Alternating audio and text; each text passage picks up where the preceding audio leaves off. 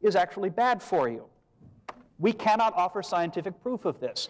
If Dr. Hovind were to offer $250,000 for proof of the germ theory, he'd be able to hang on to his money for a very long time. There's also the heliocentric theory, going back to the 1600s, the theory of Copernicus. It's the unproved notion that the Earth goes around the sun and that it spins while it's doing so. And it's not only unproved, it's unbiblical. Dr. Hovind, you mentioned earlier that the Earth was spinning over 1,000 miles per hour at the equator, if I wrote that down correctly. There is a verse in the Psalms, I believe it's Psalm 91, that says, "The earth also is established, therefore it shall not be moved." Clearly you were calling King David a liar. And your tax dollars are being used to defend this preposterous notion that the earth actually goes around the sun and that it's round. There is actually a group of biblical flat earthers based out of Lancaster, California, with some very interesting information on the web. And this is not being presented in our astronomy classes. There's more. There's this unproved notion called electromagnetic theory that is being taught as if it were fact to our engineers and our physicists and our electronics technicians that supposedly explains electricity and magnetism, but it's only a theory. I did some reading in engineering textbooks. It penetrated even there. You will find references in these textbooks to plasticity theory. This is only a theory. It is not proved that metals bend in a particular way when you put weight on them. And finally, the atomic theory, the utterly unproved notion, which a number of prominent physicists like the German Ernst Mach have disagreed with, that everything is made up of some sort of invisible atoms that you can't actually see. Our architects and our engineers are being victimized by only being taught one version, by not being allowed to, by being forced to use plasticity theory, by being forced to use this mechanical, unproven notion when they design bridges and buildings, for the very picayune reason that the bridges and buildings would fall down if they didn't. That's not good enough reason.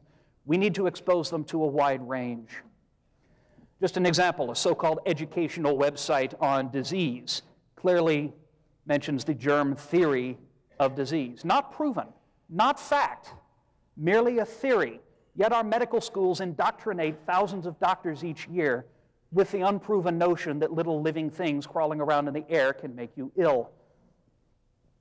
Germ theory, germ theory. A common biology textbook, Life, the Science of Biology, calls this the fourth organizing concept in all of biology, but it's only a theory. It's the cell theory, the notion that organisms are composed of cells and that the cell is therefore the basic building block of life. We need to present a wider range of alternatives. A very common astronomy textbook, the heliocentric theory, the idea Copernicus came up with. The new theory was supported at the outset by no convincing proof. And if they have proved it, why are they still referring to it as the heliocentric theory? I would really like to know. Common physics reference. We got this out of their library. It's a whole book called Theoretical Physics. Not practical physics, not the sort of thing people would use. It talks about the theory of the electromagnetic field, this unproven notion of a bunch of numbers and symbols and equations that I couldn't understand, that allegedly explain what's going on in my computer right now. Why are we teaching them only this? Theory of relativity, I don't even want to go into. Common engineering textbook, we find again the theory of plasticity, dislocation theory. There's a close-up, if you couldn't see the original, the theory of initial and continued yielding. All of these ways for building solid bridges and solid buildings are being presented as if they were fact, but it's clear from the textbooks that I have seen in the library that they're being, what they really are is unproven speculation. They are religions. We are indoctrinating our doctors with the religion that bacteria creep around in the air. So, Dr. Hovind, I think I fundamentally agree with you about the impact that evolution has had on society, but it has its tentacles in areas much farther than just biology. Our society is being eroded at the core from the widespread acceptance of unproven theories in everything from building design, bridge design, aircraft design, to physics and to chemistry. And I say, I agree, we should tear all of these pages out and remove all of these books from our libraries and do nothing whatsoever but teach facts. Thank you very much.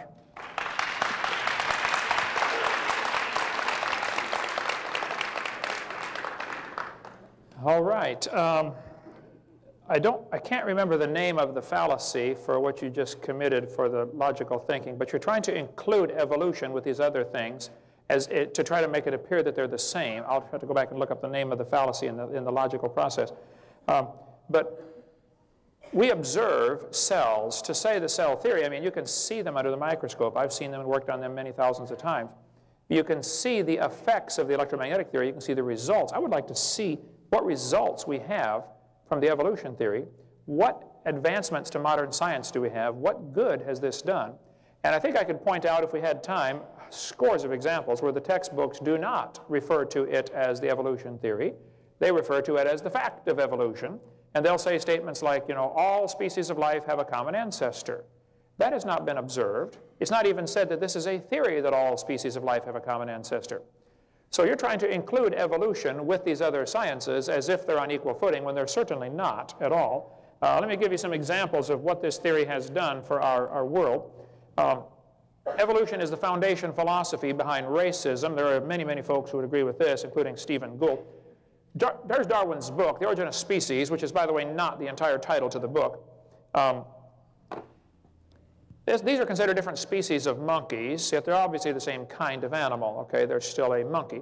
Here's a little more to the title. In a book entitled On the Origin of Species by Means of Natural Selection. Well, now, wait a minute. There's more to the title than that. Here's the whole title of Darwin's book. But the origin of species by means of natural selection, or the preservation of favored races in the struggle for life. Darwin was quite a racist. This is well known. All you got to do is read any of his books. He thought natives were advanced animals. He thought the way we get higher animals, notice the phrase higher animals, in other words, one's lower than the other, okay, from Darwin's book. Of course, in 1859, racism was prevalent in America, certainly, and still a lot of slavery in the world today. But slavery was common. Henry Fairfield Osborn, who testified at the Scopes Monkey Trial, 1925, Dayton, Tennessee, he was the curator at the American Museum of Natural History. He said, the standard of intelligence of the average adult Negro is similar to that of the 11-year-old youth of the species Homo sapien.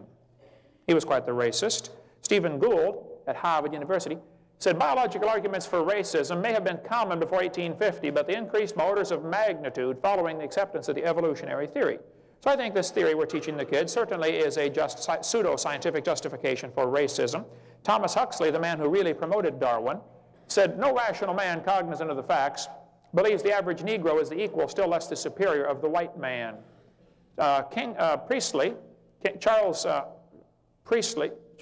Kingsley, there it is, was the Anglican priest who said this, the black people of Australia, exactly the same race as the African Negro, cannot take in the gospel.